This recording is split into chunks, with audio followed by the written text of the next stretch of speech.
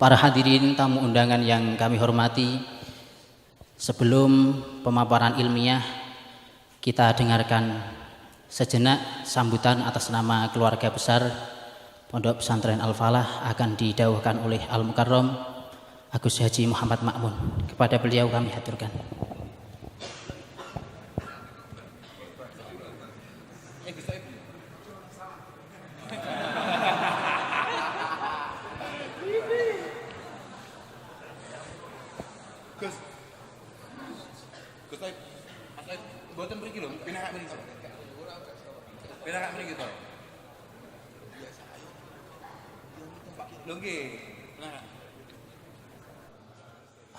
Alhamdulillah, wassalatu wassalamu ala rasulillah Sayyidina Maulana Muhammad ibni Abdillah wa ala alihi wa sahbihi wa man ittaba'a sunnatahu wa walah, amma ba'du, fala hawla wa la quwwata illa billah. Para masyayikh ingkang kita dereki dawuh-dawuhipun beliau Rama Kiai Haji Zainuddin Jazuli, beliau Rama Kiai Haji Nurul Huda Jazuli, beliau Rama Kiai Haji Fuad Mun'im Jazuli, Al-Mukarramah Ibu Hajjah Lailatul Badriyah Jazuli, para ulama khususipun beliau Kiai Haji Bahuddin Nur Salim, segenap konco-konco santri terutama khotimin Fathil Wahab pada tahun ini. Alhamdulillah, malam ini sehari sebelum kita mengadakan tasyakuran khataman selalu mengadakan acara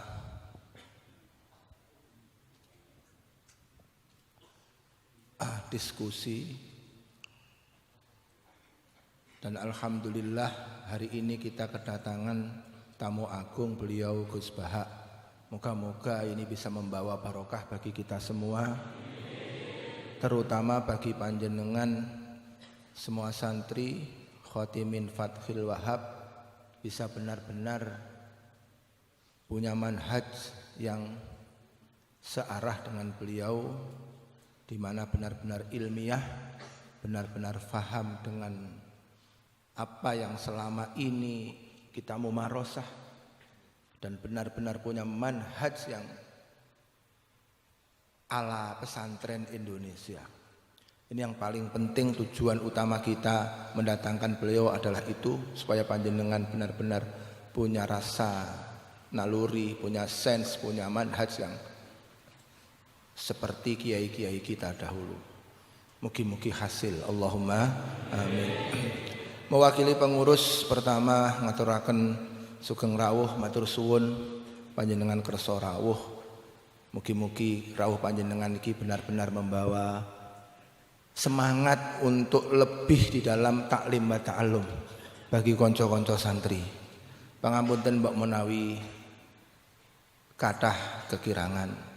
Seluruh santri, seluruh pendengar ingkang rawuh malam ini kula suwun saestu monggo kita mirengaken, baik nanti bisa kita ambil apa yang menjadi dawuh beliau secara tersurat maupun secara tersirat dari manhaj pemikiran-pemikiran beliau.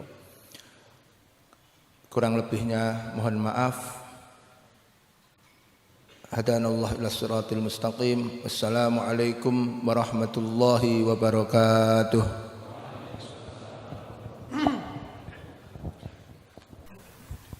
Assalamualaikum warahmatullahi wabarakatuh. Bismillahirrahmanirrahim. Allahumma salli wa sallim ala sayyidina maulana Muhammadin wa ala alihi wa sahbihi asma'in, amma ba'du.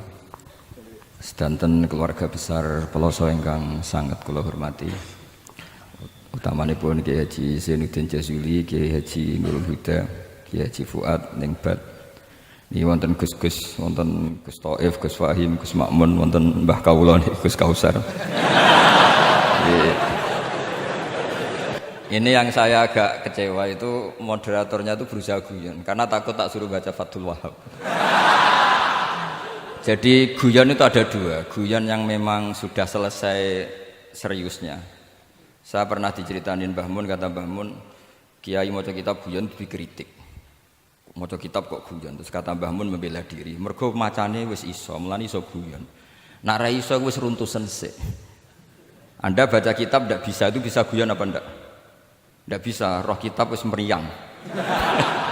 Jadi orang guyon itu bukti alim. Tapi ada juga guyon yang menghindari ngomong serius kayak moderator gitu. Jadi ini masalah ya. Terus kecewa saya kedua, saya itu ngira Santri Proso itu katanya terkenal khusuk-khusuk, adabnya bagus. Ternyata ada percontohan yang enggak bagus.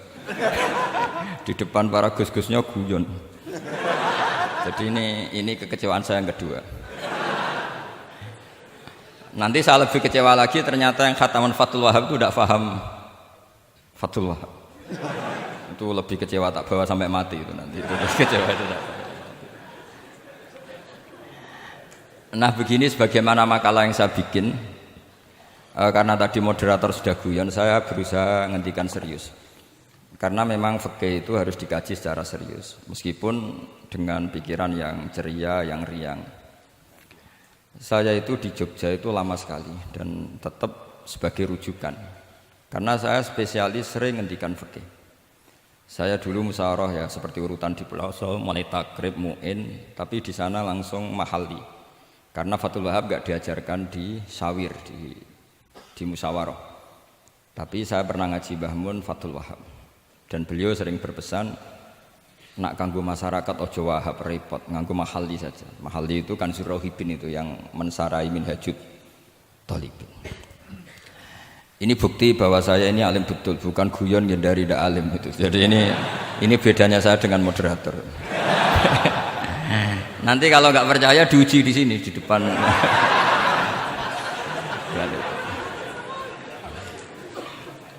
Saya ngaku alim itu bukan karena sombong, tapi keharusan. Karena begini ya, kalau kamu punya istri mau melahirkan, itu mesti nyari tulisan bidan. Barokahnya tulisan itu kamu tahu siapa bidan. Kalau kamu gigi sakit pasti cari tulisan dokter gigi. Sekarang kriminal kita adalah yang tahu Wahab tidak menulis ahli Fathul Wahab, ahli Fathul Qorib, sehingga masyarakat itu susah nyari konsultan ahli fikih karena santri Pelosok tidak menulis di rumahnya ahli Fathul Wahab, ahli Fathul Qorib. Lo itu penting supaya orang tahu. Setidaknya kenapa nyuwun sewu banyak, kalau saya boleh agak merovokasi, dan itu bagus, provokasi itu bagus kadang, tapi untuk kebaikan. Kenapa orang-orang lain itu menjadi rujukan? Karena mereka memaklumatkan diri, dengar gelar RC, MA, terus ahli fikih. Tapi kita yang ngaji Wahab, khatam, musyawarah khatam, nggak nulis di rumahnya ahli Fathul Wahab. Setidaknya Anda nulis, konsultan kalau ingin mondok ke Pelosok. Sehingga orang daerah kamu kalau mau mondok ke Pelosok, konsultasi ke kamu. Tapi kita terlalu adab. Padahal awalun nubuwah itu dimulai dari at-tahaddi. At-tahaddi memaklumatkan diri kalau beliau adalah seorang nabi. Jadi kalau kamu boyong harus memaklumatkan diri. Saya tidak bakul-bakul, saya ahli Fathul Wahab. Lah ini khataman Fathul Wahab cerita bako. Wah itu innalillahi wa inna ilaihi raji'un. Ini harus gimana mau? Ya Anda harus tersiksa dengan keterwakilan oleh ini.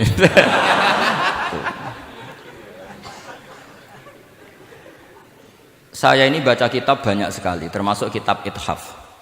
Ketika beliau mensarai Ihya, itu cerita kitab yang saya baca fil fikhi itu dihitung mulai mazhab Syafi'i sampai Hanafi semuanya. Saya baca kitab tasawuf ini. Jadi memaklumatkan diri. Awal dari nubuwah itu memaklumatkan diri. Sehingga orang gampang nyari. Kalau orang bisa nyari bidan, nyari dokter gigi karena tulisan. Kenapa orang kesulitan nyari ahli Fathul Qorib? Kalau kamu ahli konflik tulis saja, konsultan spesial cerai karena pengalaman pernah cerai, tulis saja. Kalau ahli jomblo tulis saja, ahli perjodohan. Supaya orang tahu keahlian kamu di mana.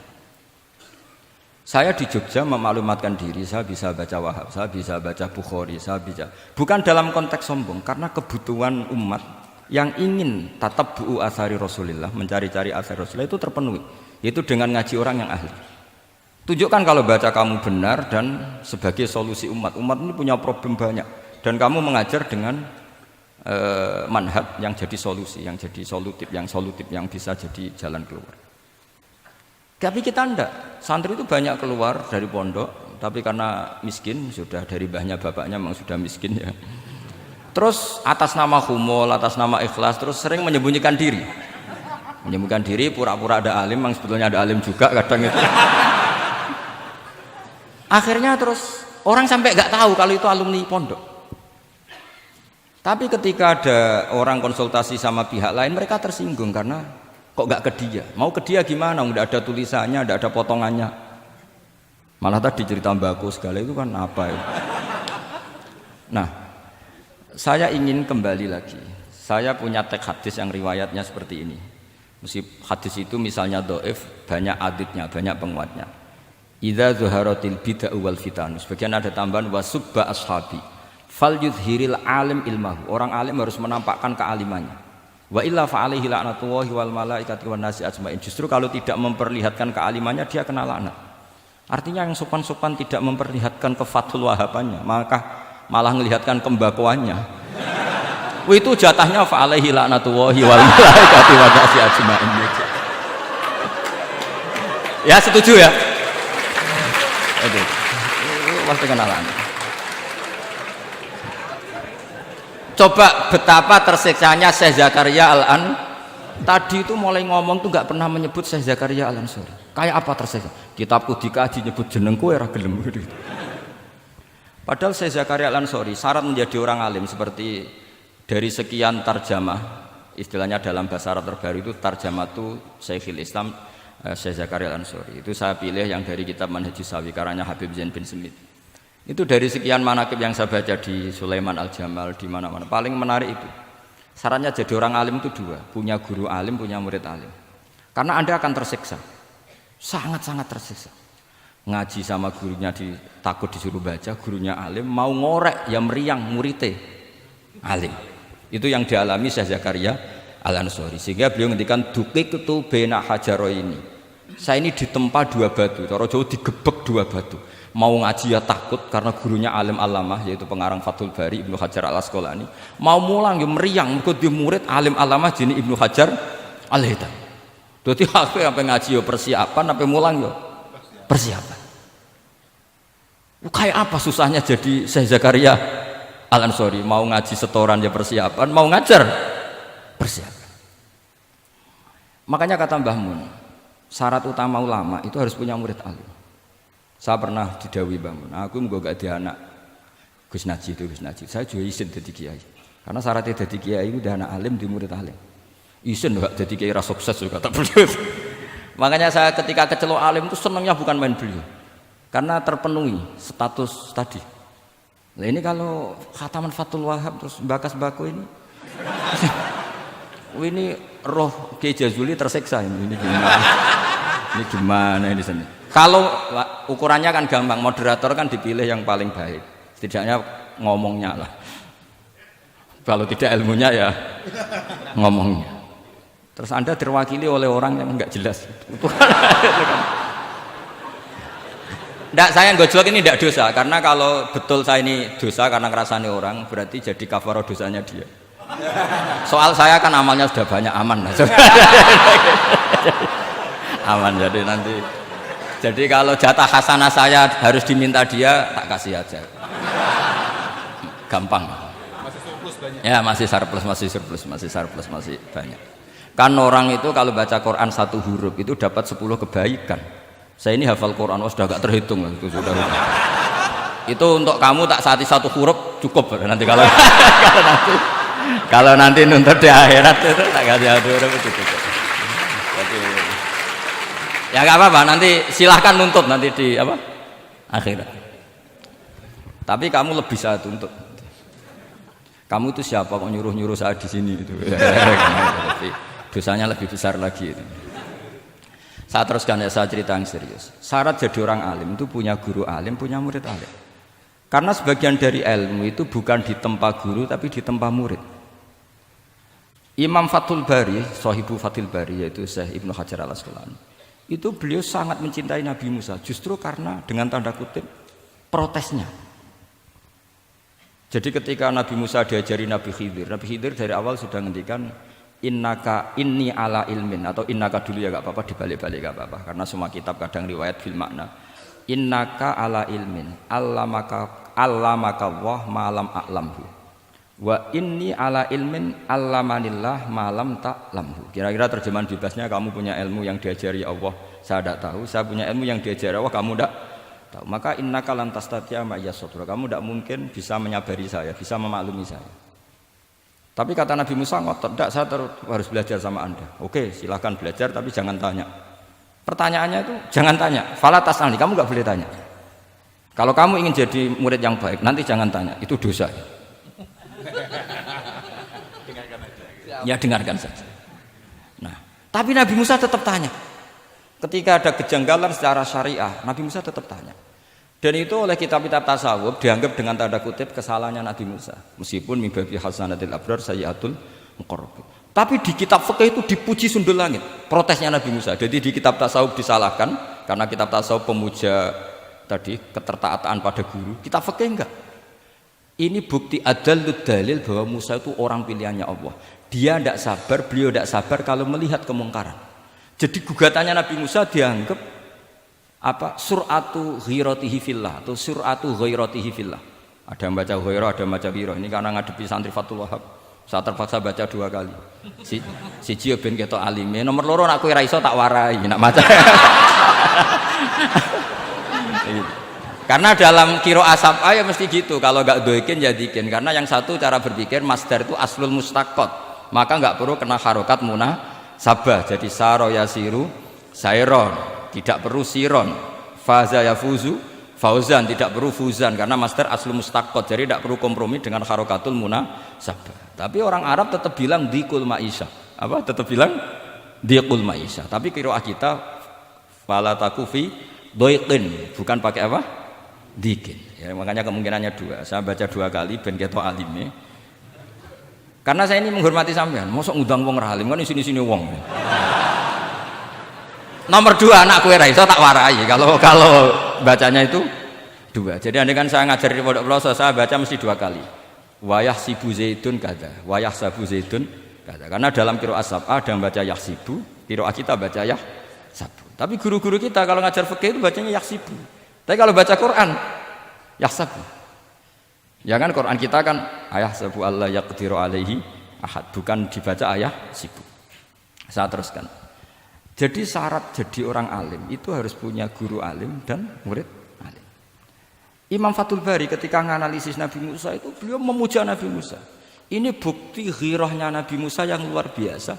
Beliau paling tersinggung kalau untuhikat hurumatullah. Orang sudah ditolong kok gak matur nuwun malah merusak perahunya. Jadi itu secara syariat itu mungkar. Kalau mungkar ya harus diprotes. Artinya itu sifatu madkhin. Protesnya Nabi Musa itu sifatu madkhin, bukan sifatu dhammin. Itu Ibnu Hajar al-Asqalani, gurunya Syekh Zakaria Ansari. Ketika orang tasawuf nganggep yang dilakukan Musa itu agak-agak mazmum karena protes sama guru. Pertanyaan saya ke anak-anak Fathul Wahab, kamu milih siapa? Milih partainya Ibnu Hajar al-Asqalani apa milih partainya orang tasawuf? Selama ini roh potongannya sampean milih sing tasawuf. Karena sampean dengan ilmu pas-pasan ini enggak suka kalau ada murid tanya. Mboten ngaku mawon. Tapi karena tadi logika syariatnya kata Ibnu Hajar al-Asqalani, Musa itu kalimullah termasuk ulul azmi, sementara Khidir hanya seorang nabi. Apa yang dilakukan Musa tentu lebih keren karena beliau seorang nabi dan rasul. Jadi jangan kira terus di situ merupakan mangkobah, satu derajat yang luar biasa bagi Nabi Khidir mengalahkan Musa itu enggak. Tapi ini juga mangkobah bagi Musa, betapa tidak sabarnya beliau ketika untuhikat hurumatullah. Dan itu Ibnu Hajar al-Asqalani dalam bingkai itu. Jadi beliau itu sangat ringan sekali. Artinya gini, kita bahas Zakaria al-Ansori nggak bisa tambah bakas gurunya, yaitu Ibnu Hajar al-Asqalani. Nanti saya bakas muridnya. Yang mulai bakas muridnya itu kamu harus siap-siap. Karena kiai-kiai di pelosok itu alim alama. Masalahnya nanti pasti di muridnya. Saya Zakaria al-Ansori aman karena punya murid Ibnu Hajar al-Hitami. Ibnu Hajar al-Hitami aman karena punya murid Zainuddin al-Maliki. Bari yang ngarang ya, mulai jenengan ini. Jadi masalah bukan pada gurunya, tapi pada siapa? Muridnya. Terus Ibnu Hajar al-Asqalani itu orang yang luar biasa. Saya pengagum beliau karena saya kalau baca Bukhari pakai pertolongan sarah beliau yaitu Fathul Bari.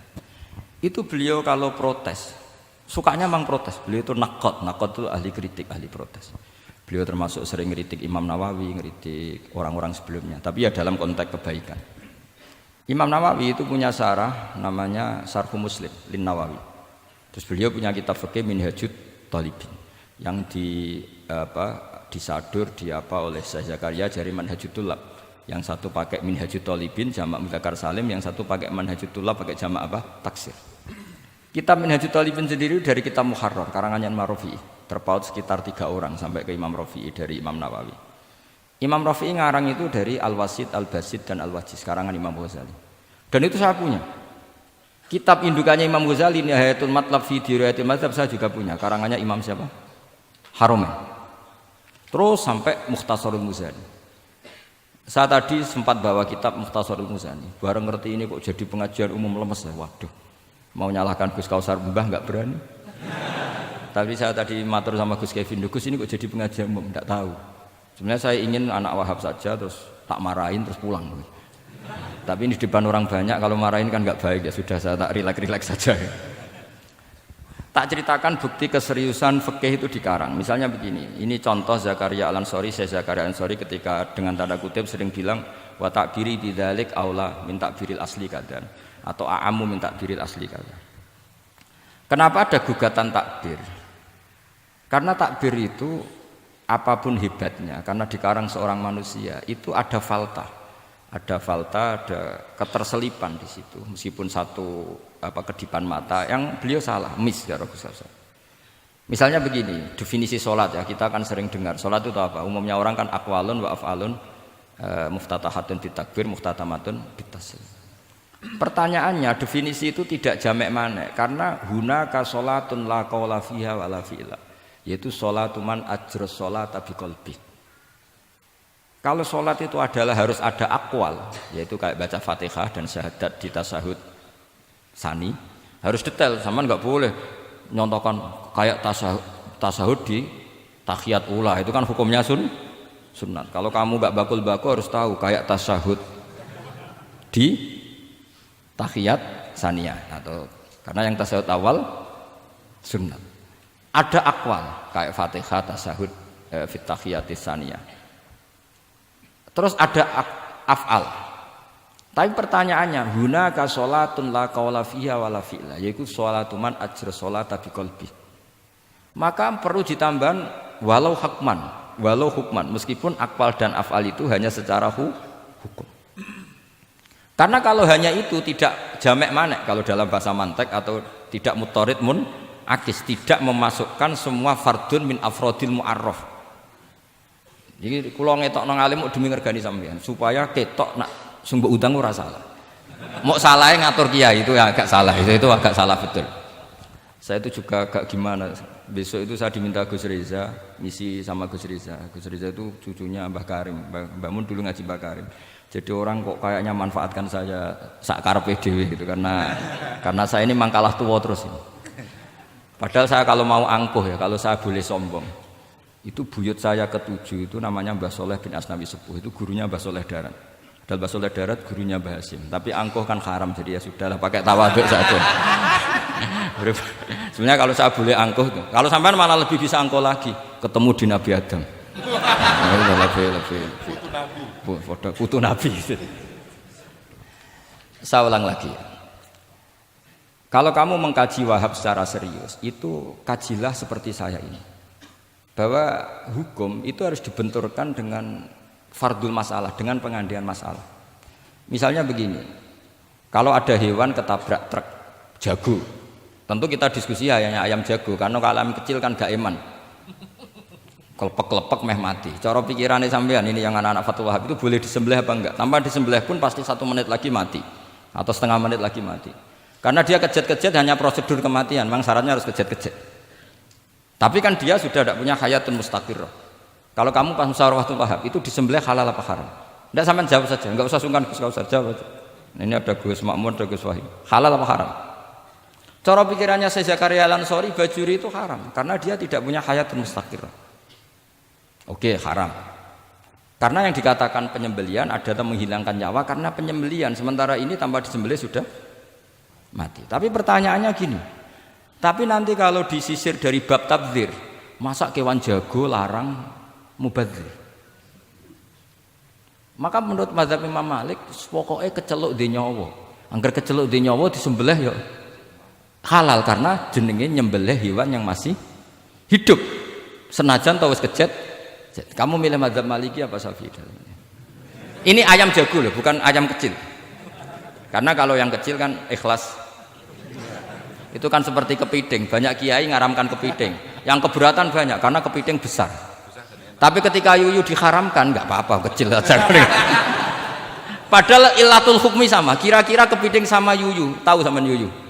Itu kehidupannya sama enggak? Gaya hidupnya sama apa enggak? Sama. Tapi ketika kepiting itu ada perdebatan. Yang setuju halal banyak karena iman rasanya. Tapi ketika yuyu dikatakan haram, ada enggak yang protes? Enggak ada. Ikhlas semua kayak gitu. Ini ahli fikih apa ahli nafsu gitu.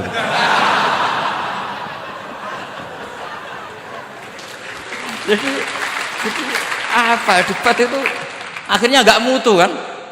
Coba kehidupannya kepiting sama yuyu itu sama apa enggak? Sama. Kenapa kepiting mukhtalaf alaih kalau yang yuyu hampir semua kiai meyakini haram? Kenapa? Sama. Saya itu pernah betul ngalamin, sama pas jalan-jalan sama putri saya ada ayam jago ditabrak truk gitu. Sudah kejet-kejet, tanya orangnya, Gus ini halal enggak? Saya bilang untuk kamu halal. Lama-lama orangnya penasaran, kok untuk kamu, untuk hukum kok ada untuk kamu, untuk hanya tanya, gak Gus mestine iku piye? Kon tak haramno ya ora siap, wong kon iman nggih Gus bener. Ya misale cara jenengan.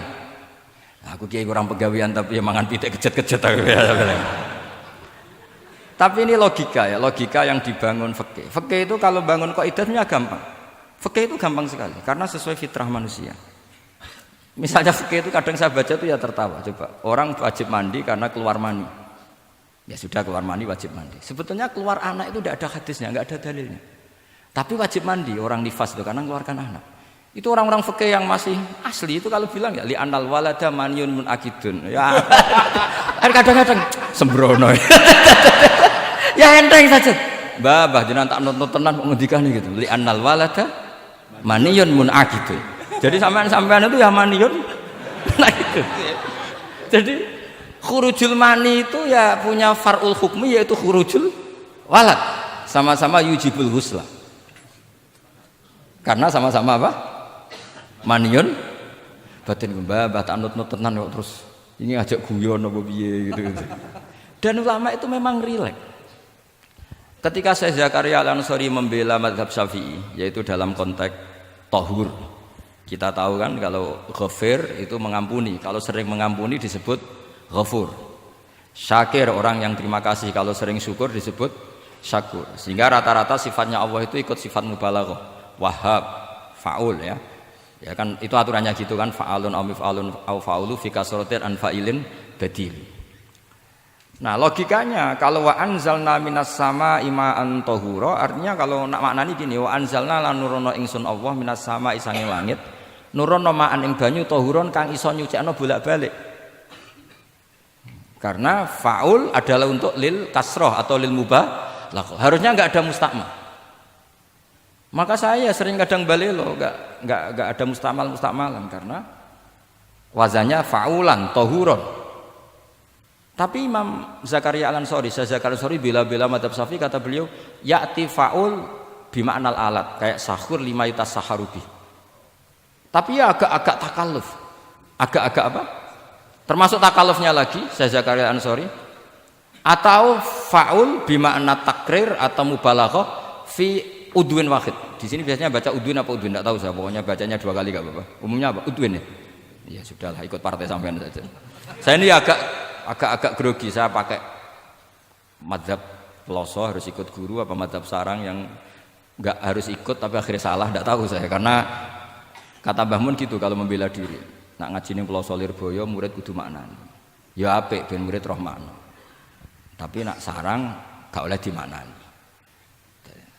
Sarang ketika dinyek al ilmu sayyidun wal kitabatu qaiduhu qayyid apa suyudaka fil hibalil wasiqa kata beliau iya tapi nak naline kakean ya mati padha wae. Itu karena itu jadi itu guyonan manhaj. Ini sudah saya sampai ini koalisi yang baik. Karena saya punya mazhab sarang sampai punya mazhab pelosok harus sama-sama konsisten dengan mazhab masing. Nanti di mahsyar nanti kita ketemu. Siapa yang ahli Fathul Wahab, siapa yang ahli Bako.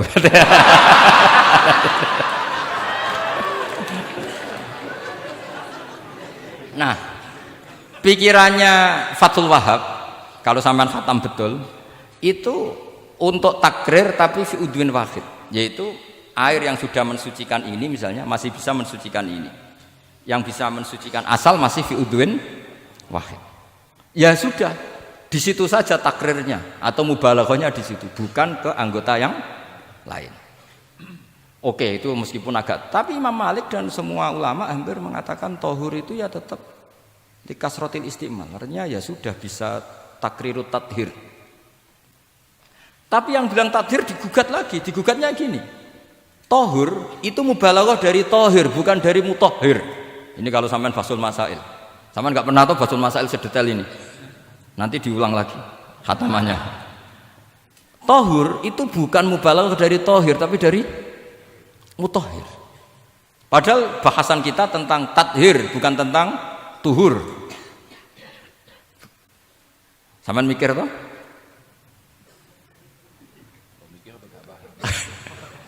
Enggak usah dijawab apa diterangkan?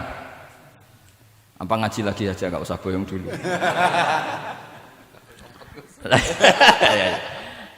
Nah, kemudian akhirnya ulama mulai mikir bahwa la makna li tahiriyah illa dengan fungsi tahuriyah. Tidak ada gunanya disestatuskan suci kemudian tidak berakibat mensucikan. Karena ini air masih murni, ma'un mutlaq. Kecuali kayak teh kopi berstatus suci tapi tidak mensucikan. Tentu ma'an tahura di konteks itu adalah tahir mutahhir. Karena contohnya air mutlak bukan kopi. Berarti meskipun tahur itu dari mubalaghah tahir tapi maknanya mutahhir. Itu perdebatan. Akhirnya apa? Orang itu menjadi cerdas.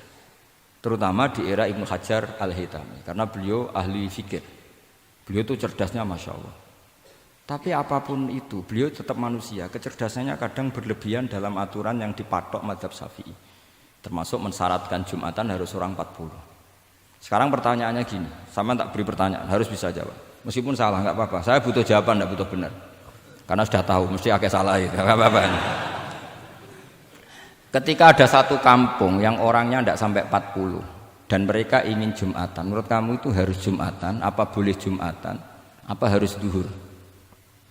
Apa ya Jumatan ya duhur? Masyarakat gak mau biasanya. Tidak harus Jumatan, boleh tidak Jumatan, apa harus duhur?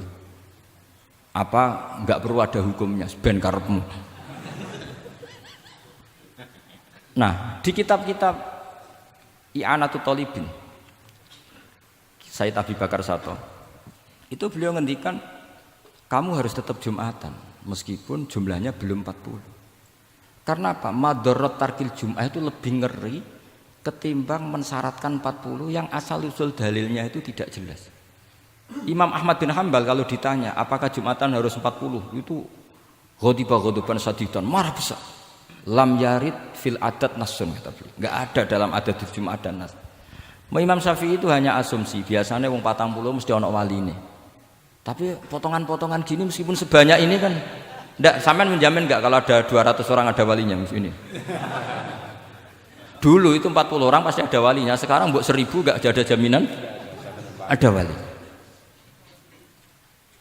Dulu itu ada 2 wali, yang satu rokok, dikritik sama yang enggak rokok. Mosok pangeran dikebuli katanya karena tapi wali rokok ini ahli tauhid. Allah laisa bimakanin katanya. Saya tidak tahu ini tadi ya, kacau. Wali itu kalau sudah debat itu benar mana? Yang satu goslo, wali kok rokokan, pangeran kok dikebuli. Yang satu bilang apa? Allah laisa bimakanin. Itu saya teruskan. Jadi perdebatan di fikih itu sebetulnya semuanya itu rasional. Karena fikih dibangun di bawah qaidatul fikhi, qawaidul fikhi dan usul fikih. Dan semuanya itu muktabas atau multamas atau makhud min Rasulillah sallallahu alaihi wasallam. Sekarang saya beri satu analogi. Pernah ada satu kejadian Rasulullah sallallahu alaihi wasallam menghentikan la yusalliyanna ahadukum illa fi Bani Quraidah. Kamu jangan sholat asar kecuali sampai Bani Quraidah. Kira-kira saya ngomong sama santri, kamu jangan sholat asar kecuali sampai Lirboyo. Sebelum sampai Lirboyo ternyata kadati samsu antaghruba, matahari hampir tenggelam. Fariqun minhum, sebagian dari sahabat milih sholat di tengah perjalanan meskipun itu belum sampai Lirboyo. Alasannya musaro'ah fil waktu supaya tidak qadha. Yang sebagian milih sholat di Lirboyo meskipun ba'da antaghruba samsu, meskipun matahari sudah tenggelam. Ketika dilaporkan ke Rasulullah itu falam ya'nif, ada yang baca falam yu'annif wahidan, tak baca dua kali karena ini nanti bisa jadi debat kusir. Sama bacanya ya'nif apa yu'annif enggak tahu, pokoknya saya baca dua kali. Kalau baca sampai tiga kali yang tiga salah karena memang pilihannya hanya dua. Kalau ada pilihannya tiga tak baca sampai tiga kali. Nabi tidak menyalahkan salah satunya. Yang satu pakai konstitusi yang namanya asar itu ya qabla antagrubas samsu. Yang satu cara berpikir Nabi jelas mansus harus di Bani Quraidah. Sekarang pertanyaannya, kaidah umum tentang, saya ulang lagi, kaidah umum tentang asar itu qabla ghurubis samsi dilawan nas harus di Bani Quraidah, menang mana? Nas sama kaidah umum. Kira-kira kalau kamu ngaji usul fikih, menang nas. Tapi pertanyaannya, nas itu butuh mahal. Tentu boleh seperti itu. Asumsinya Nabi adalah jangan-jangan sampai sana memang belum hurufus samsi. Maka makna yang mesti benar adalah aisari'u fil masyi. Kamu harus tergesa-gesa jalannya sehingga potensi menangi asar di Bani Quraidah. Jadi unik. Terus itu difahami pentingnya musaro'ah fil iktida.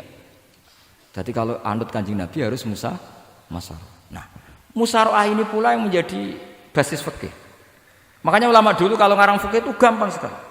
Kalau orang tidak paham aja nggak bakat wali. Sebenarnya fikih itu gampang sekali. Bagi yang gampang maksudnya, hamba tidak usah itu. Misalnya begini, Fathul Mu'in, Fathul Hab semuanya ngendikan wa yusannu nasyatun di sholatin. Jadi wa yusannu lan den sunatno apa nasyatun gumrega, semangat di sholatin krana ngadiri salat. Fa inna wa ta'ala zamma tarikihi, sama sih ingat takbirnya. Zamma itu ngritik sapa wa utawa modho sapa tarikihi, pakai jamak muzakkar salim. Tarikihi ing wong sing ninggal nasyat. Terus beliau mendalil qala ta'ala wa idza qamu ila sholati qamu kusala. Ciri khas orang munafik itu kalau sholat itu malas-malasan. Maka saya itu sering bilang ke santri saya, pokoknya nak jamaah kudu ono melayune. Entah berapa kadarnya harus ada melayune. Guling-gilingan musaroah. Karena di semua teks kebaikan adalah fafirru ilam. Lari, ada unsur larinya, ada unsur musaroahnya. Nah, lalu lama-lama mengatakan makna hadis ini yang mesti adalah pentingnya musaroah. Enggak perlu berdebat tentang boleh enggak sholat qabla lusul ning Quraidah atau tidak. Tapi harus, karena begini, yang mesti salah begini, ternyata kayak melakukan santai-santai ngopi sik, rokok sik, jagungan sik. Nabi kira-kira bisa maklumi enggak ketika cara jalannya seperti itu kemudian matahari terbenam. Karena ini yang pasti salah. Paham ya? Karena enggak sampainya sana karena salahnya diri ngopi sik santai. Lah itu namanya fikih. Jadi fikih itu dari analisis yang normal. Makanya saya sering sekarang akhir-akhir ini sering kampanye kitab Sajaratul Ma'arif. Dan itu saya serius dengan kampanye itu karena dikarang oleh Sultanul Ulama. Jadi kalau di wali ada Sultanul Aulia, di ulama juga ada Sultanul Ulama, yaitu Syekh Izzuddin bin Abdis. Itu kalau ngarang fikih itu gampang sekali. Saya punya kitab beliau Qawaidul Ahkam. Beliau ketika cerita kenapa harus ada sholat dihormatil waktu. Beliau rangkanya enak sekali. Kalau santri sarang, Lirboyo atau Peloso atau santri mana saja, biasanya kalau pergi ke terminal, yang di terminal itu kan nggak layak, apalagi ya dulu nggak layak. Pokoknya kalau pipis itu pasti kena najis lah celana. Santri kan biasanya milih sholat nanti di pondok, milih terawih lah, milih terawih kan duhur asar. Saya tidak tahu kalau Gusnya. Tapi kira-kira kayak ya agak-agak sama kira-kira gitu. Alasannya santri yo nakal, meninggalkan sholat fil waktu itu karena alimnya.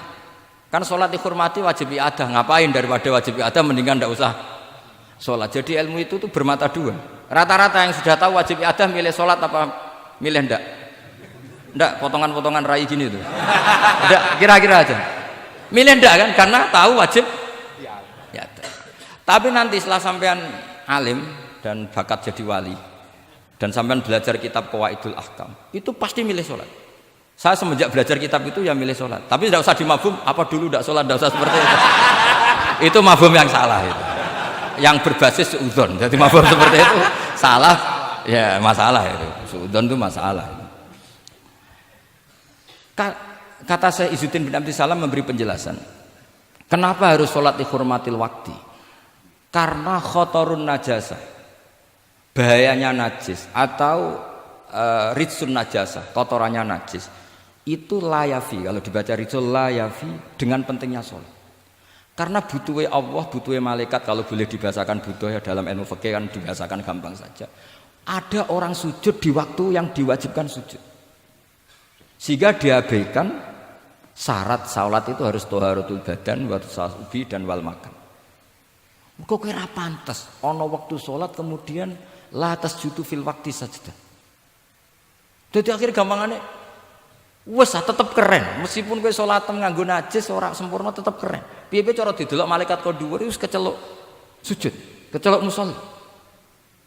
Daripada kowe misale asar gak sholat alasan celanaku najis, maghrib ora sholat. Terus jare malaikat berkhataman Wahab kok kelakuane ngono kan gitu kan. Karena malaikat itu delok kok dhuwur. Bablas asar, bablas maghrib, bablas isya, bablas. Meskipun sampean punya alasan nanti menisan di rumah atau di pondok. Tapi ini kan melewati waktu yang harusnya ada sujud. Sehingga dalam syarat jamak takhir misalnya apa? Kamu harus niat akan jamak takhir di waktu sholatil ula. Biar ada bedanya tarku karena sembrono dengan tarku yang karena ingin mentakhir. Paham ya? Itu jadi sama-sama fikih, kualitas yang dikarang Sultanul Ulama dengan sing RT itu ya beda. Dan sama harus baca kitab yang dikarang rajanya ulama supaya kamu tambah pinter. Nanti kalau gak pinter-pinter nanti sowan saya. Tetap gak pinter karena itu jatah. Makanya tidak usah sowan ya, nanti gak ngefek juga gitu. Itu Syekh Izzuddin bin Abdis. Terus kemudian beliau mengebabkan itu detail sekali, yaitu di Sajaratul Ma'arif dibabkan di bab faslon la yutrakul haqqu li ajlil batil. Itu beliau bikin satu strategi fikih itu yang luar biasa. Misalnya begini, jihad atau perjuangan membela Islam itu harus kamu menyertakan orang-orang fajir, orang-orang fasik. Kenapa? Likuwatil Islam. Karena kesalahan orang fajir itu tidak seimbang dengan pentingnya syaukatul Islam atau syaukatul muslim. Terus saya itu dulu ya iskal itu ya agak protes, tapi ini ulama wali. Sampai saya sholat berkali-kali, ya Allah saya beri kefahaman tak ini. Kalau terpaksa beda, nanti saya mohon ketemu beliau, saya mau protes. Sama nggak usah tahu caranya ketemu wali-wali yang sudah meninggal. Nanti kalau sudah jadi wali tahu sendiri. Jadi tidak usah tanya. Akhirnya saya sholat dan akhirnya faham tanpa ketemu. Karena saya bayangkan ketemu ya lebih sulit, mendingan minta faham timbang minta ketemu. Logikanya begini, misalnya nyon sewu kita di Daril Harbi, bayangkan kita di Daril Harbi atau zaman Indonesia dijajah Belanda. Saya ulang lagi ya, dalam konteks jangan sekarang, contohnya sekarang nggak perlu perang, zaman dijajah Belanda. Kita misalnya milih pasukan Hizbullah dan Sabilillah selektif, yang sholatnya benar, yang puasanya benar, yang toharohnya benar. Kira-kira dapat pasukan berapa coba? Nggak, jawab saja. Kan hanya dapat pasukan sedikit. Sementara misalnya Belanda bisa pasukan banyak karena tanpa seleksi. Di sini nih hebatnya Rasulullah SAW. Kata beliau wal jihadu madin mundu ba'atsan ya Allah ila yaumil qiyamah sampai ila ayyuqatila akhiru ummati ad-dajjal la yubtiluhu jawru jairin wala adlu adilin. Sebagian riwayat langsung wal jihadu tetap wajib pun alaikum ma'akul libarin wa fajirin. Lah, penjelasan Nabi kenapa kita harus berjuang mengawal Islam meskipun harus ma'akul libarin wa fajirin. Ya kalau di isim fa'ilnya umumnya guru-guru kita baca barin, tapi untuk masdarnya untuk kebaikan bacanya apa? Birun. Nanti kamu protes, oh barun itu daratan Gus, kalau birun itu kebaikan. Aku itu macaku kamus luwih suwi bocah kok sembrono.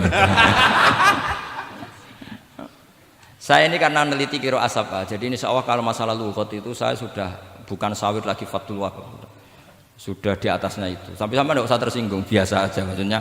Karena ini kompetisi, kalau sampai nggak cocok ya harus bersaing, jangan geremeng tok. Gus Bak sombong nggak ada usah bilang gitu, saingi saja. Makanya saya terkenal alim itu seneng, karena senengnya itu tadi, yang ngidolakan saya ingin ikut, yang hasut kompetisi, jadi seru. Jangan yang hasut nyantet, wah itu nggak fair itu. Itu gak fair, wah itu pasti ngadepi langit gitu. Nanti urusannya sama Allah itu, gak sama saya, langsung sama.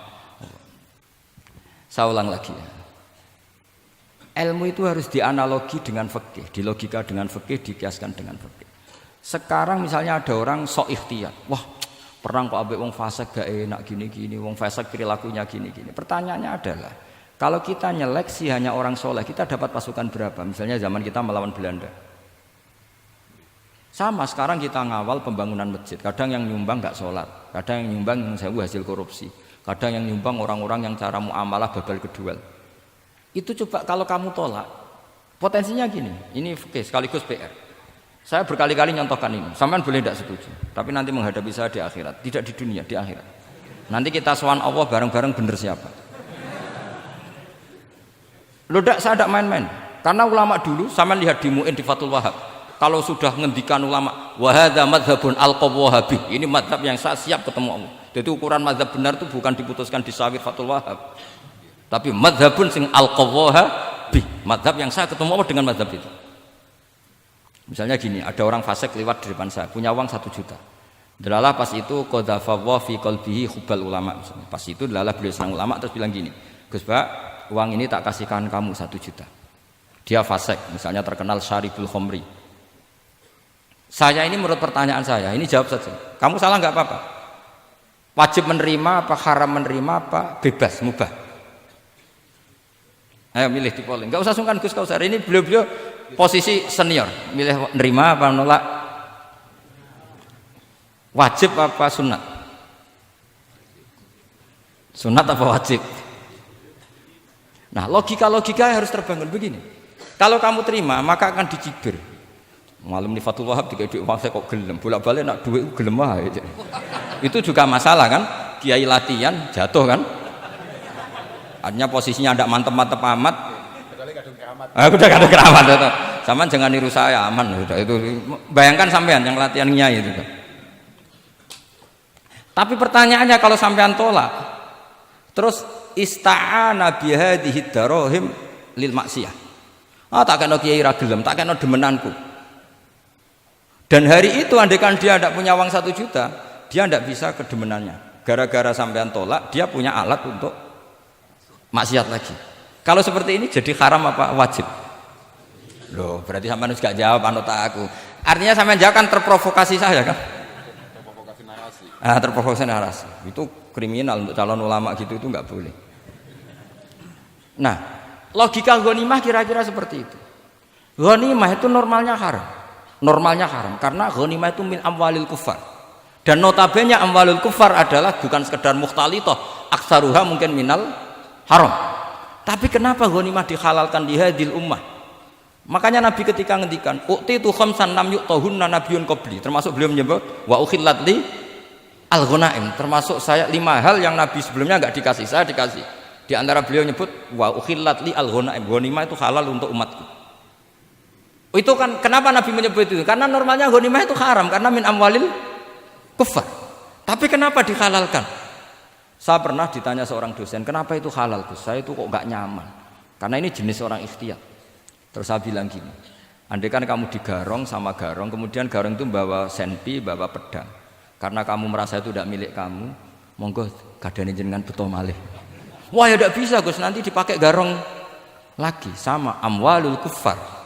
Andaikan lau a'tainahum, andaikan kita kasihkan lagi ke mereka, maka akan dipakai isti'anah, dipakai pertolongan atau alat untuk kekuatan kekafiran mereka. Di sini sirinya kenapa ghanimah menjadi halal. Tapi kenapa Nabi sebelumnya kok dikatakan haram?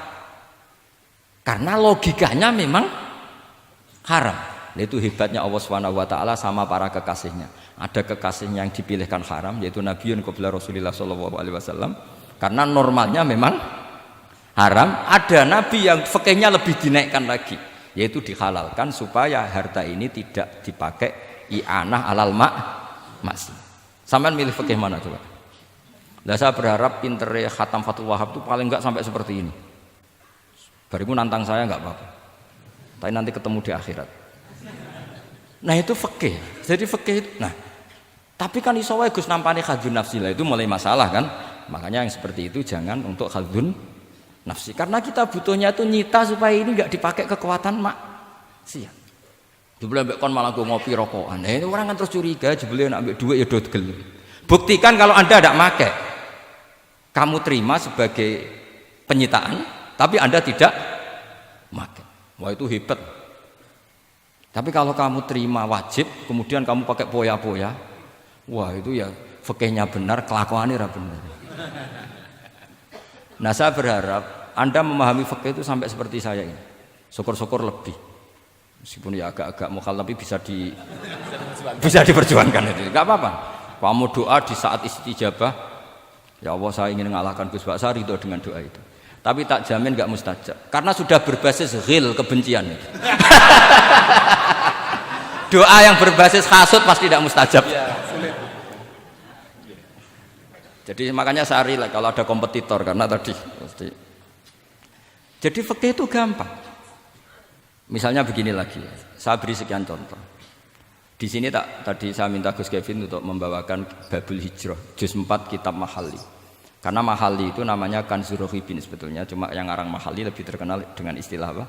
Mahali. Beliau nyarai kitab Minhajut Thalibin. Imam Mahali itu senior. Jadi Syekh Zakaria Al-Ansori itu ya beliau sudah menyulap Minhajut Thalibin jadi Manhajut Tulab, tapi beliau ikrar kalau itu awal-awalnya dari Imam siapa? Nah, sekarang pertanyaannya gini, saya misalnya nempat di Korea Selatan atau di Amerika, saya sudah punya tanah di sana, saya ulang lagi punya tanah di sana, punya komunitas di sana juga saya nggak diperlakukan buruk, bisa sholat, bisa puasa. Hukumnya saya pindah ke Indonesia atau ke Mekah atau kemana saja, hukumnya haram apa boleh? Saya tidak mendapat perlakuan yang macam-macam. Kalau saya disakiti dan dipaksa menjadi kafir, maka wajib hijrah. Kalau nggak ada pemaksaan itu, kira-kira hukumnya gimana? Ada ulama yang mengatakan hukumnya haram hijrah, harumatil hijrah.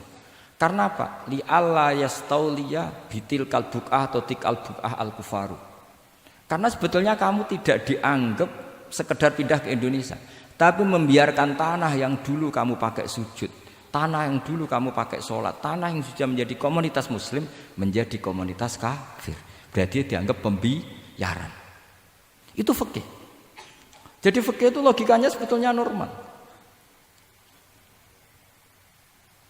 Maka seperti ini, saya masih ingat betul pernah didhawuhi Mbah Mun ketika di Madinah.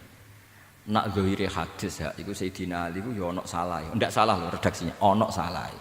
Mergo Nabi sering muji wal Madinatu khairun lahum law kanu ya'lamun. Madinah adalah kota terbaik. Sataftahuna kadza wa kadza, Nabi sampai gitu. Tapi Nabi selalu ngendikan wal Madinah khairul. Tapi Sayyidina Ali tetap pindah ke Irak, Kufah ya, zaman itu terkenalnya istilahnya Kufah karena belum ada istilah Irak, ke Kufah. Pindah ke Kufah, kemudian beliau menyebarkan Islam di Kufah. Terus punya murid awal namanya Hasan Basri, murid paling sukses. Itu orang-orang Basrah, bukan orang Temanggung, orang Basrah. Itu orang Basrah. Semua riwayat mengatakan itu orang apa? Basrah, jelas bagul-bagul. Bukan. Itu sangat jauh dari. Karena Hasan Basri murid paling sukses ini pindah ke Basrah, maka ilmu setelah itu Basrah. Sehingga idakhtalafatil Kufah wal Basrah kudimatil Basrah. Akhirnya menyebar sampai Baghdad, jadi Kubbatul Islam. Orang bisa dikatakan alim kalau sudah dikatakan alim di Baghdad. Termasuk Imam Syafi'i itu ngajinya di Baghdad. Padahal beliau lahirnya di Gaza. Huzah itu kalau sekarang itu apa? Gaza. Askolan itu juga Palestina. Nah, dawe Mbah Mun. Tapi Sayyidina Ali ku wong alim. Saiki nak wong Islam tengok-tengok ning Madinah berarti membiarkan bumi Allah di sana-sana itu tanpa ada Islam. Akhirnya Sayyidina Ali tidak mengikuti dohire hadis. Tentu Nabi Sayyidina Ali pasti mengikuti hadis, tapi hadis wal Madinatu khairul lahum law kanu ya'lamun itu ada konteksnya. Keluar dari Madinah linasril ilmi itu juga ada konteksnya. Sehingga kenapa dulu ketika Futuhat, saya ulang lagi ketika Futuhat, itu banyak sahabat yang sudah di Madinah mapan, ketika Mekah sudah takluk 100%, sama Sayyidina Umar ditawari, halla raja'tum ila Makkah tatufuna bil baiti kada wa kada wa fadilatu sholat fil haram ka alfi sholatin fi, itu dipuji-puji. Mbok yo pindah ke Mekah, Mekah sekarang sudah milik kita, sholat di Mekah itu ka alfi sholatin kada wa kada. Tapi kata para sahabat yang sudah di mana-mana, di Persia, itu kalau sekarang Iran, di Lebanon, di Syam kalau dulu, kata beliau-beliau itu paling banter kalau saya di Mekah ibadahnya tawaf. Tapi kalau di negara-negara ini adalah nasrul Islam. Wa nasrul Islam itu da'bul ambiya. Bihada ursilatir rusul. Karena nasrul Islam itu para rasul diutus. Akhirnya mereka terus hidup di mana-mana. Termasuk muridnya Sayyidina Ali, menurut sebagian cerita terus pindah ke Baros itu. Kemana? Baros. Jadi Islam pertama di Indonesia itu muridnya Sayyidina Ali yang di Sumatera itu. Nah, pertanyaannya adalah, kalau kamu punya murid atau anak pamit mau kuliah di Jerman atau di Australia, kamu milih melarang apa menyuruh? Kalau melarang, kalau menyuruh takut katut perilaku barat. Kalau melarang berarti kamu membiarkan Jerman tanpa ada yang sujud. Padahal semua bumi diciptakan Allah, ju'ilat lanal ardu kulluha masjidan. Lah itu fikih. Fikih akan berdebat untuk hal-hal seperti itu. Ini saya beri contoh. Ini masih ada waktu 10 menit. Ya, jangan lama-lama nanti malah bingung. Yang bingung tidak sampean, saya juga ikut bingung nanti kalau kelamaan. Tidak, supaya ini logika ini apa? Logika fikih ya, fikih yang sedap ini tadi sudah halaman 227 ya. Ini tidak, supaya sampean tahu, karena saya pernah belajar detail ya tentang Mahali sama Qalyubi. Ini kalau di kitab ini halaman 227 ya, tentang juz 4 ya, halaman 227 juz berapa? 4. Saya beri contoh ya, ini supaya clear ya masalah posisi kita. Jadi misalnya sama orang Indonesia pindah ke negara lain, terus Indonesia kemudian ditempati orang-orang yang nggak benar, berarti kamu ikut tanggung jawab. Saya baca, bismillahirrahmanirrahim.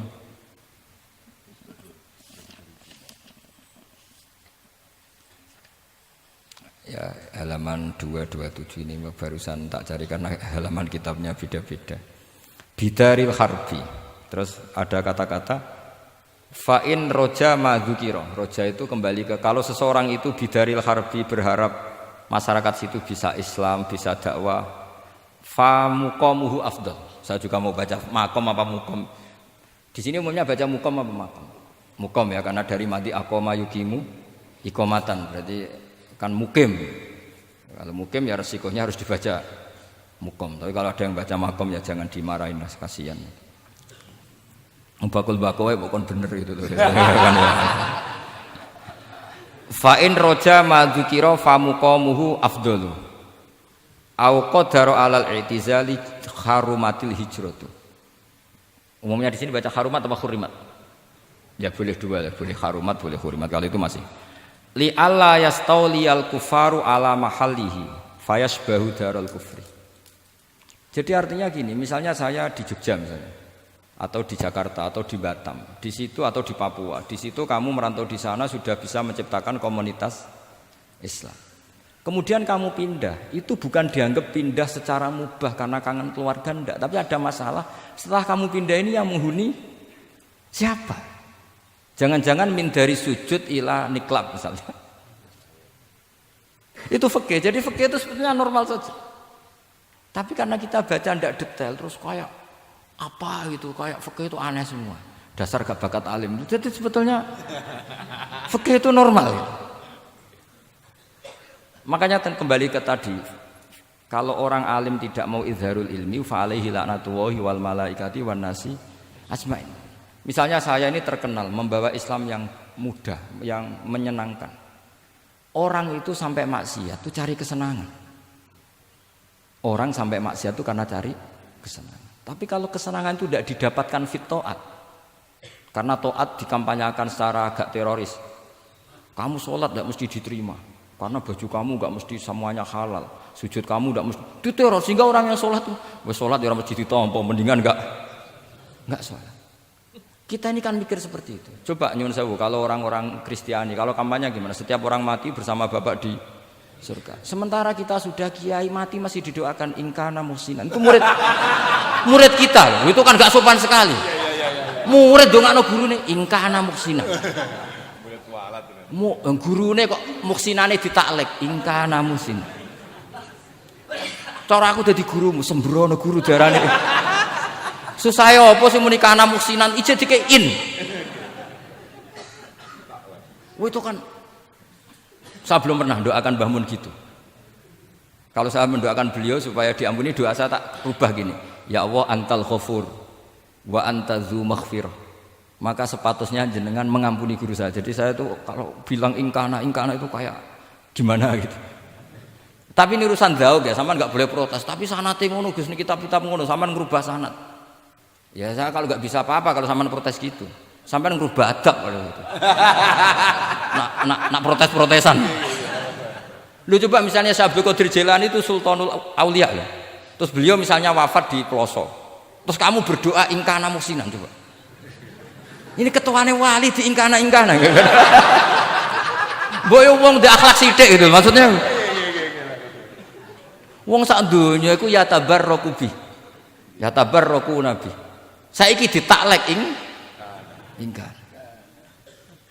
Saya tuh belum pernah doain guru-guru dengan meskipun saya tahu itu doa yang karena pilihannya gini. Misalnya sampean protes, Gus wong sanate ngono. Jangan-jangan mancen apalam mau ikut tok.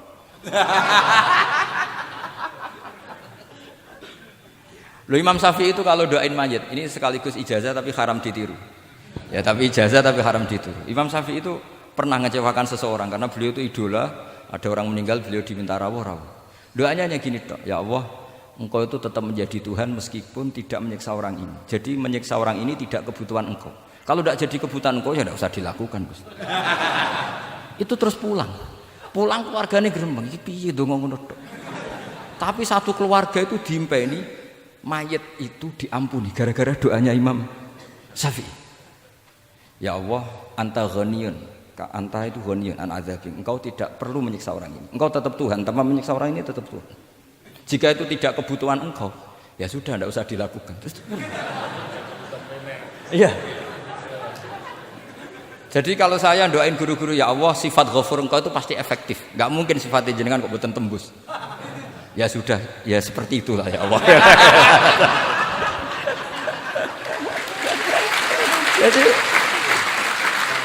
Jadi itu urusan daug, sampean nggak boleh protes.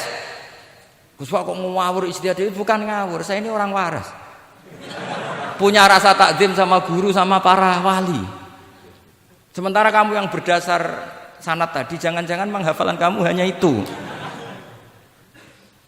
Ayo milih mana? Saya bukan bikin ajaran baru, ndak ini cerita rasa. Cerita apa? Rasa. Dan itu di hadis-hadis gitu. Nabi itu kalau manja sama Allah gitu. Kalau ada orang salah terus kemudian diazab, kata Nabi, anta akram min ayu adzibahu marrotain. Ini di dunia sudah pernah engkau beri sanksi ya Allah. Anta akram min ayu adzibahu marrotain. Tapi kalau belum disiksa kemudian dia aman-aman saja di dunia, engkau itu akram, engkau sudah mulia, gak pantas sudah menyelamatkan di dunia, kemudian jenengan dendam di akhirat masih. Jadi masih nyiksa lagi itu. Nabi itu kalau sedang manja dengan Allah itu akhirnya ya baik semua gitu. Lah saya jenis ulama yang partai itu. Partai itu lah kira-kira seperti itu. Jadi segampang itu. Ya jadi ini relax saja ini monggo niki tadi sesuai janji saya hanya 10 menit dari sekarang. Saya juga mungkin saya nanti tetap pulang karena saya besok ngajar di setainya Gus Yofur. Mungkin saya itu sudah janji sama istri saya. Setelah Yai wafat paling saya ini dibully pernah sepuh itu 2 tahun. Semoga setelah 2 tahun saya naik lebih sepuh. Pakai dalil-dalil yang agak-agak angkuh tadi karena terpaksa. Jadi sekarang ngalah 2 tahun. Setelah itu saya pakai sanad yang saya sepuh. Supaya agak digekongkonan terus gitu. Tapi saya tidak tahu tingkat adab saya sampai berapa tahun saya tidak tahu gitu. Tapi saya mohon sama yang Musairin Fathul Wahab, ilmu itu dianalisis secara cerdas, ceria dan mudah. Saya dulu itu ya iskal sama hadisnya Nabi, kullu ummati mu'afan illal mujahirin. Semua umatku dimaafkan asal ketika dosa itu enggak cerita kalau dosa. Saya dulu jenggat. Orang dosa cerita dosa itu kan kesannya jujur baik gitu. Tapi setelah saya pikir-pikir itu bener Kanjeng Nabi. Misalnya sampean cerita ning anakmu, "Lihat zaman mondok Peloso yo sering nak marung utang gak bayar ya biasa." Ya biasa sekolah gak munggah. Itu jujur apa mengajarkan? Mengajarkan. Suatu saat anak sampean goblok, persis bapak. Maka penting, tidak jaru itu penting. Makanya kata Nabi, semua umatku diampuni kecuali yang cerita-cerita dosanya. Karena dengan cerita itu artinya apa? Misalnya sampean zaman puber pacaran, terus kamu cerita, "Lah aku dhisik untuk ibumu ya pacaran." Wis tak goncekno ngalor ngidul. Itu jujur, tapi suatu anak kamu pacaran kan alasannya apa? Niru bapak. Tapi nak kamu sok suci, pacaran haram. Oh. Pak, lah kowe kok untuk ibu? Wah, itu pangeran peparinge. Lho kan yo ora bodoni, wah iku peparinge pangeran. Gak pacaran, Pak. Oh, pacaran haram. Lha kowe ora muni ora kan bodoni. Pacaran haram, Jum. Aku untuk bojo peparinge Allah. Wah, itu dimaafkan malah itu. Lho coba nyuwun sewu, ini analogi ya nyuwun sewu. Kalau andekan semua yang pernah zina itu ngaku zina. Kalau itu jumlahnya 1000 saja, 1000 itu punya keluarga. Satu orang minimal punya keluarga 10. Akan dipakai justifikasi kalau suatu saat zina berdasar pernah Pak D-nya atau Pak L-nya. Iya enggak? Tapi kalau semuanya enggak ngaku dan semuanya nyuwun sewu sok suci, wanteng ning masjid, sak wiridan nangis. Kuwi anak putune kok, "Wah, mbahku khusuk kuat."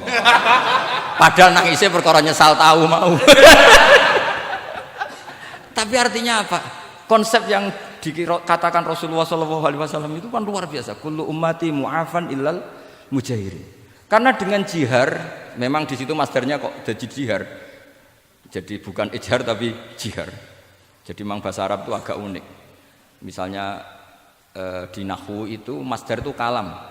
Kalam berarti sulasi mujarrad. Tapi fiilnya enggak kelaku. Kalimah yaklimu kalaman itu enggak melaku. Sing melaku lam yatakallam. Tapi padahal masdarnya kalam. Jadi suara sama raya aku pengalaman. Masalah lughat itu pengalaman sekali. Jadi memang bahasa Arab itu lucu. Apalagi lafadz bagho malah paling kasus dalam bab yungqalu. Bagho maknane lacut. Bareng melok wazan imbagho. Yang bagi sayukjo. Iku piye? Biasanya makna sulasi mujarrad sama mazid kan enggak beda-beda jauh. Barang kena bagho tuntas. Bagho dadi yang bagi. Nang takok, yang bagi sulasi mujarrad apa? Bagho, Pak. Bagho maknane apa? Jare tiang-tiang lacut, Pak. Mergo wis bingung gurune ben nerangno bingung. Daripada bingung wis jare tiang-tiang maknane lacut. Kayak laisa ku fi'il mandi, mudhari endi? Ora ono mudhari. Mandi kok ora ono mudhari? Ya mandi wae ora usah mudhari. Terus repot bahasa Arab wis repot. Kene ora melok dibahas mau apa coba? Ya sudah takdir ngono ae sudah. Jadi apa yang dikonsepkan Rasulullah SAW itu pasti yang terbaik. Bahkan Imam Ghazali ikut berkampanye wa inna ya, termasuk pemberian Allah terbaik adalah sitra. As-sitra itu atau tutup. Jadi hifdzul qaba'ih, menjaga supaya keburukan kita tidak kelihatan itu termasuk kebaikan. Bukan dianggap tidak jujur karena tadi kalau semua keburukan kita tampakkan maka akan menjadi masif. Misalnya kamu cerita, misalnya insya Allah lah kita yakin semuanya kita insya Allah diselamatkan dari zina. Misalnya cerita dosa yang kecil-kecil saja. Misalnya ini pondok utang rambayar atau rokokan, gak jamaah. Terus kamu ceritakan anak kamu, itu bukan jujur, mesti sebagai alat. Jadi cara anak kamu, wah disanggup, cocok. Suatu saat aku goblok kayak bapak. Aku di sekolah cung sering ramunggah. Anakmu mondok wis tenang, santai. Nak ramunggah dalile bapak. Tapi nak kowe cerita, mondok meniti Peloso. Pirang tahun, Pak? 10 tahun. Kepengin ngit mayai, kepengin mondok susu ben barokah. Munggah terus, Pak, munggah. Maksudnya ora munggah kelas, munggah apa wae pokoke. Wis tenang. Karena itu bahaya, makanya kullu ummati mu'afan. Ma'is ketika ngaku zina itu Nabi itu enggak menolak sampai 4 kali. Ma'is yang memaksa Nabi supaya beliau melakukan raja, eksekusi. Semua ketika meminta saran sama sahabat, halla satarta bidzalik, kamu enggak usah cerita. Karena tadi logikanya kalau ada Ma'is ya, jangan-jangan yang lain juga ya, itu kan menimbulkan macam-macam. Itu hebatnya Islam, malah kita diajarkan awamastur aurati wa amin rawati. Kayak apa baiknya Islam? Tapi kita sekarang karena tidak baca hadis, lalu ada gerakan jujur. Mari semua meresapi dosa masing-masing. Kamu pernah ini istighfar terus nangis.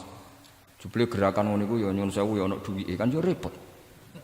Ndak usah seperti itu. Ikuti hadis Rasulullah sallallahu alaihi wasallam bahwa termasuk nikmatnya Allah taala itu adalah tertutupi semua kesalahan-kesalahan kita. Dan itu barokah bagi hadaddin karena kesalahan tidak muncul. Loh itu sudah untung, agama sudah untung. Ketika kesalahan tidak munculnya agama sudah ikut diuntungkan.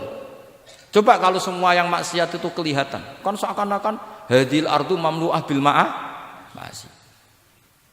Tapi ketika maksiat itu sembunyi-sembunyi, kemudian sing syiar itu adzan, pengajian, kan bagus. Sama nggak boleh protes, tapi itu kan tidak jujur. Ya bukan masalah jujur dan tidak, ini satrul qabaih. Nah ini namanya siasa. Namanya apa? Siasa. Siasa itu tidak harus politik tentang negara. Kita mengelola diri kita sendiri butuh apa? Butuh siasa. Jadi misalnya kamu cerita kebaikan kamu kepada anak, biar kebaikan itu ditiru. Tapi kalau anak kamu tanya, Pak, sampai nate salah, itu sesuatu yang paling saya takutkan, Cung. Karena aku sering na'udzubillah minas salah. Tapi Bapak pernah salah enggak? Itu pertanyaan enggak penting. Karena tadi bahaya. Lu enak, maksudnya beragama seperti ini tuh enak. Kullu ummati mu'afan illal mujahidin. Itu kan luar biasa. Jadi semua umatku itu diampuni asal tidak cerita-cerita. Misalnya gak cerita ke anak, cerita ke teman. Aku di gendaan, tahu tak ambung. Mesti pikiran kamu, yang pondok is pengurus jebule tahu ngono. Mesti digo, suatu saat aku nak ngono, awas. Atau nak caiki keamanan, awas kita kandakno kan gitu. Tetap ini menjadi alat maksiat bagi yang lain. Jadi tapi saya dulu itu iskal, kenapa ada hadis seperti itu? Tapi setelah saya analisis, memang kalau ijtihad atau ijhar itu efek negatifnya luar biasa. Dan kita harus iktidak bi Rasulillah sallallahu alaihi wasallam. Ya tentu idealnya yo ora maksiat, yo ora konangan maksiat. Memang karena tidak pernah itu ideal. Memang enggak konangan karena tidak pernah melakukan. Ya saya kira demikian. Saya mohon supaya ya tadi ya saya Fathul Wahhab dari kitab Manhajut Tullab. Itu dikarang Zakaria Al-Ansori piyambak Zakaria. Tapi kitab itu sebenarnya dari Minhajut Thalibin. Minhajut Thalibin dari kitab Al-Muharrar. Itu dari kitab Basit, Wasit, Wajiz. Terus itu dari kitab Nihayatul Matlab fi Dirayatil Madhab. Itu mensarai kitab Mukhtasarul Muzani. Karangannya Imam Muzani ketika diimlakkan Imam Syafi'i. Karena semua karangan Imam Syafi'i itu amla alaina Syafi'i. Ya amla alaina Syafi'i. Makanya kalau sampai ngaji muin qala fil Buaiti. Buaiti itu nama orang. Ekolas Syafi'i fil Buaiti ekolas Syafi'i wa amlahu alal Buaiti. Makanya qala fil Buaiti qala fil Muzani itu nama orang. Artinya karena Imam Syafi'i itu hanya mengimpakkan. Terus muridnya nulis. Nah kebetulan tulisan paling mudawwan itu karangannya Imam Muzani disebut Mukhtasarul Muzani. Sebenarnya beliau punya murid banyak, ada Imam Muzani, Imam Robi, Imam siapa Buaiti. Saya kira demikian. Assalamualaikum warahmatullahi wabarakatuh.